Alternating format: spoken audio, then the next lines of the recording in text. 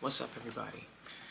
My name is Quiniquia, and I am a guitarist from Miami. I play mostly R&B and gospel, and I own Helix, which brings us to the reason for this video today. I've had some questions about what I use in my setup to get my tone in my Helix. So I'm gonna start. Well, I'm gonna give a very simple setup. As you can see, I have it already put together here, and this is very simple. This is like a resource, a reference point for you, just to kind of get an idea if you don't know, and from there on you can build out your stuff however you see fit, to fit whatever your needs are. This is just a template, so to speak. And let me just say as well, I am still learning all of this, and so I know a few people that understand this and get great tones for those two genres much better than I do, and so I'll link them in the description below, and you should definitely check these individuals out. They have amazing tones, I believe, and they are definitely offering great insight into how to achieve these tones. So yeah, with that being said, let's get started. I am using a Fender Telecaster today. I just got this guitar.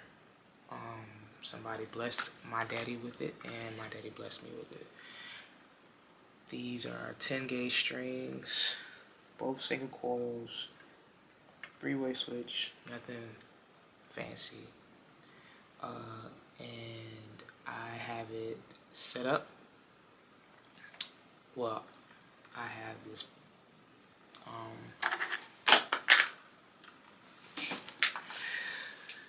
so yes, here's what everything sounds like.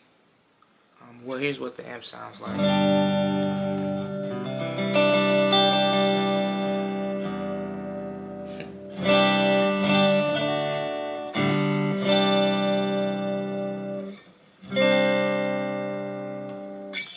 That's the clean. That is.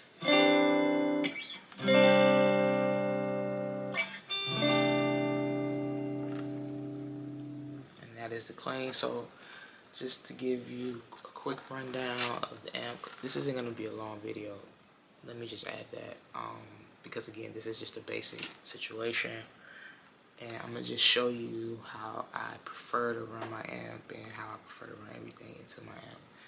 And so I am using the Matchstick Channel 2, and because in R&B and gospel we don't typically run our amps dirty or so, you want a pretty clean tone. Now me, I like my guitar to sit at the edge of breakup even in these genres.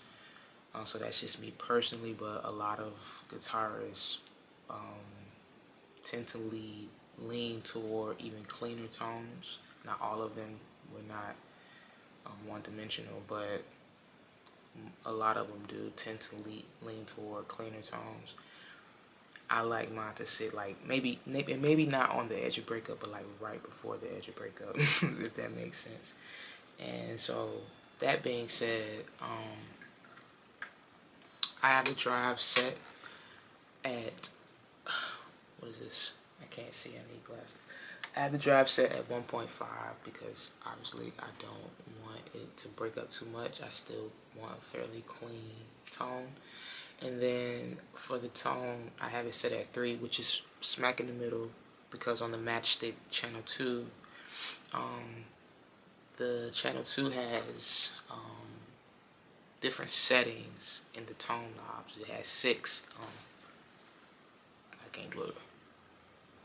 The tone knob has 6 modes, and so the higher you go, more clockwise you go, the brighter it gets, the counterclockwise obviously the warmer it gets, the darker it gets. And so I have mine set like right in the middle. The cut, as you can see, more you cut, okay, let me see.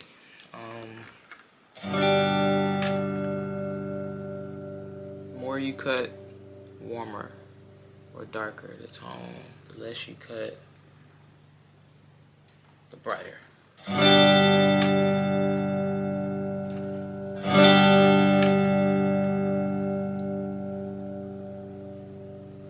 And so I have it set at 6. I don't like anything harshly bright, so I mostly sit stuff right in the middle. I don't use the presence because there's no presence knob on the actual matchstick. And so, just as a quick point, I try to use these amps or just any effects or amp in this modeler, the Helix, as if I would in the real world. So I don't gravitate towards the knobs or the parameters that they have in there that aren't actually on the amp. So there's no presence knob on the matchless DC30, and so I don't add presence in the Helix. Okay, I have the master a little bit. I have it at 9, just to make sure I'm getting my headroom, to keep it clean so it's not breaking up too much. And channel volume, it doesn't affect tone in any way. It's at 7. I dial back the bias on here because the standard settings in the matchless DC30, they bias it to run hot. If I'm not mistaken, if I read that correctly, they bias it to run a little bit hot, a little high gain. So I rolled that off a little bit. Okay, and so I'm using the cab that comes with the amp cab combo in the Helix. I did switch the mic, and I did roll the lows off the 110 hertz and cut the highs to 8 kilohertz.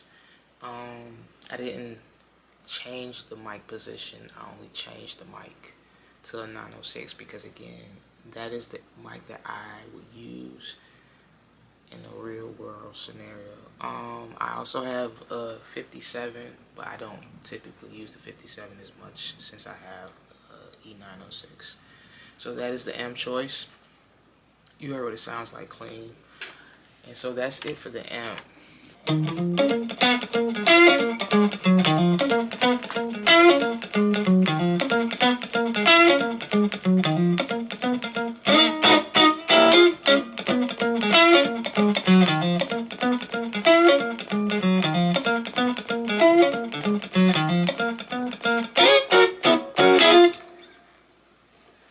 So that's good enough for me for a good churchy drive, but also for some R&B stuff. I don't know. What key is that song?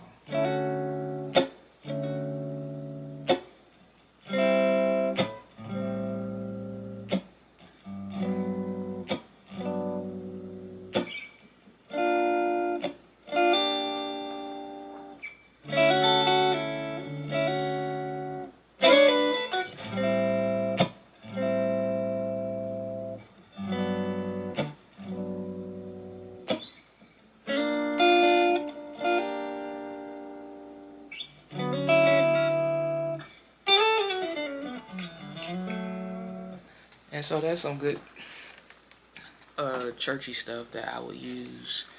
And that clean for me, that clean for me works.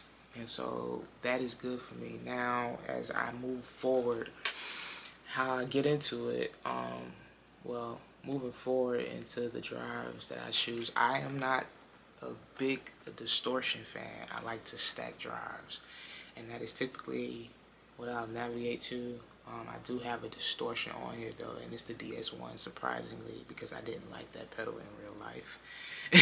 I still have that pedal, but I didn't like it in real life. But I saw, I think it was Jerry's Mosey use it, and then I saw Jonathan, or is it John Nathan Cordy, explain it. But I've seen Jerry Z use it, and it sounded phenomenal. And he just had that. I think he had a Fender Twin, and that was it. And he sounded amazing. And so some years later, I found Jonathan Cordy. I'm probably not saying that right. I'm not sure, but please forgive me if I'm saying it wrong. I saw him kind of break it down and how he was using it in Helix, and naturally, he turned the tone knob way down. And so when he did that, I was like, oh. And so I, in turn, turned the tone knob way down. But that's later on. We're going to start out with the Minotaur because that is what I gravitate to.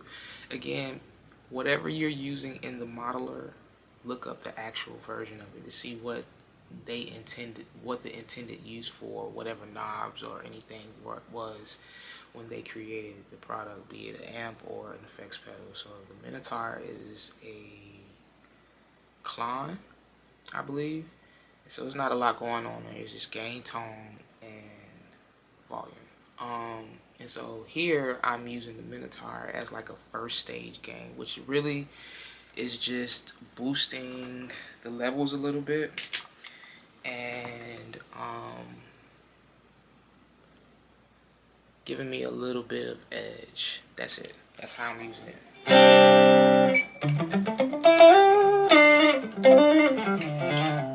Or if I'm in C.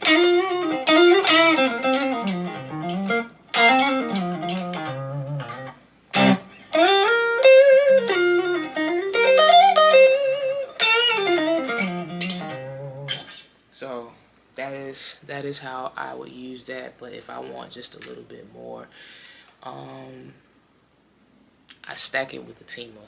And so as you can see here, I don't have a lot of gain on the Minotaur. I have the tone even lower because again, I don't like my drop to ever sound thin and tinny or too bright. It aggravates me. So I tend to run my tones a little bit below half. Just in general, for most of my drive. This is how it sounds with the Tima stacked with the Minotaur, which is a bit more dirty.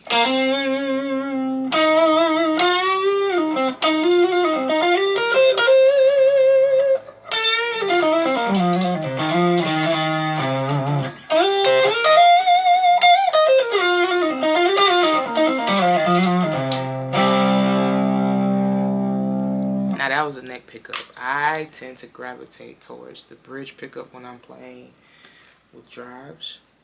Not the first stage probably, but anything heavier than that, I might go towards the neck pickup, and that is what this sounds like. I mean the bridge pickup, and that is what this sounds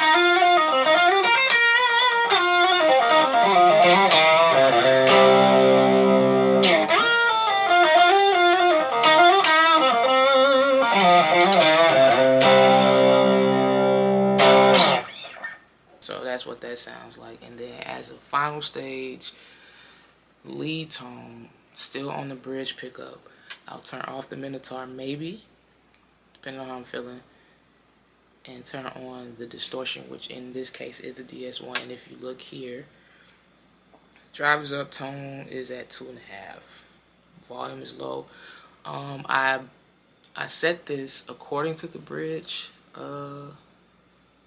pickup. Also, the levels are different because when I stack them, I don't want a significance when they're stacked, I don't want the levels to have a significant volume change from the clean channel. And so that is what the levels are accommodating, or at least that's how I have them accommodating. There's several ways you can go about all of this, especially gain staging. That's just how I run it. So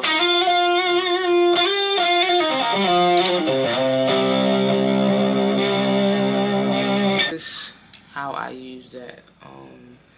I'll just let you hear how it sounds stacked with the Minotaur.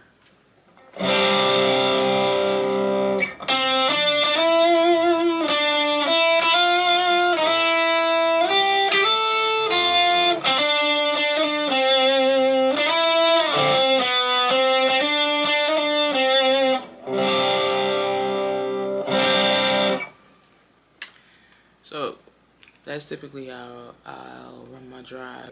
I have a volume pedal here that I'm not really engaging, but it's there.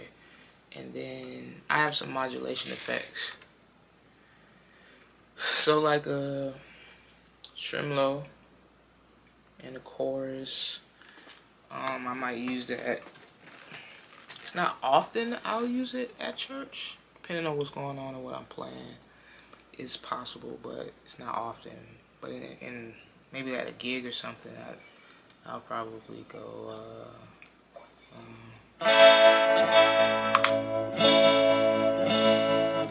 Where is it?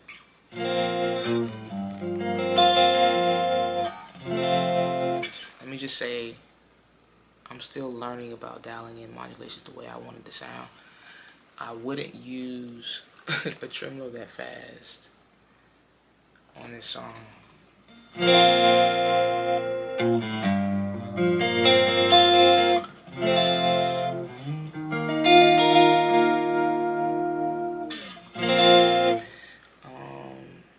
As well as this is my delay. I am using a simple delay here.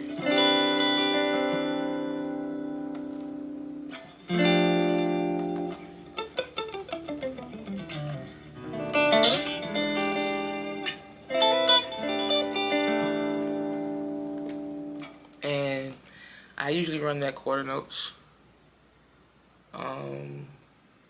Feedback at like 40. Trails are on, so in case I snatch the volume down randomly, it doesn't just cut everything clean off weirdly. And then I don't bother the level. In the mix, I have at 20, which, depending on what's going on, I might bring it down or up. It just depends. And my reverb, I'm using a dynamic plate. And it's not a lot of that in there.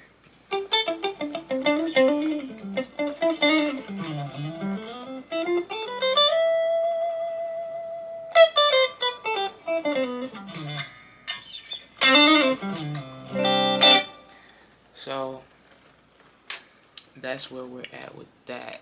Don't use anything extra fancy or anything like that.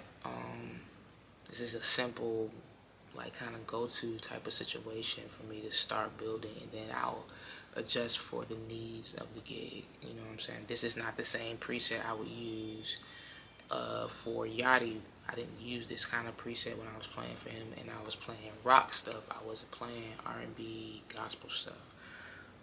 But for R&B gospel, this tends to be what I use, and so that is the bulk of it. Just a quick run through again. This is the Minotaur. This is how I use the Minotaur. Low gain, first stage, drive, low tone, not running super high volumes. Tima, into the Tima. Higher gain. Bass cut is at 3.5, treble is at 7. I have the clipping down. Level is at 3.5.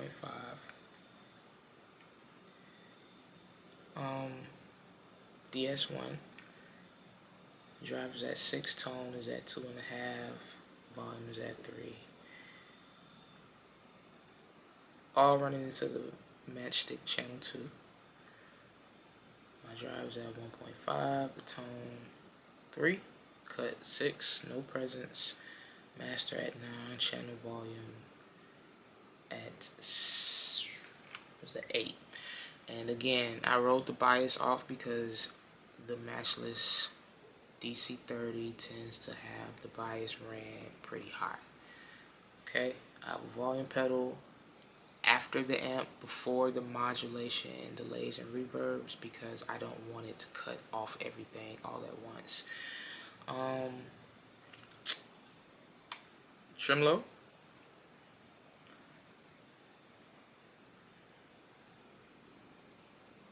This is, again, like, these especially the modulations are to taste and adjustments. So this is the chorus. This is how I have it set up for the most part. And the delay, simple delay, because I'm a simple girl. And as you can see, and dynamite plate. Not too much on that. Decay is 2 seconds. Pre-delay is 10 milliseconds. Mix is literally 13%. And that's it. I don't do anything fancy. I don't know the fancy stuff. I'm still learning with the rest of you. And so, hopefully this video is useful. Hopefully it can get you started. And you can use it as a resource to build out your presets how you see fit. Get the tones that you want in your hands. Hopefully I didn't talk too much or anything like that. If you have any questions, comments, or concerns, if you have any pointers, leave them below and I'll read them and learn from them. And again, I'll be placing some people in the description box that I believe have amazing tones and can definitely explain this stuff in depth far better than I can. It's specifically for like R&B and church stuff. And so yeah, I hope you guys have an amazing day. I hope this was useful to you, and good day.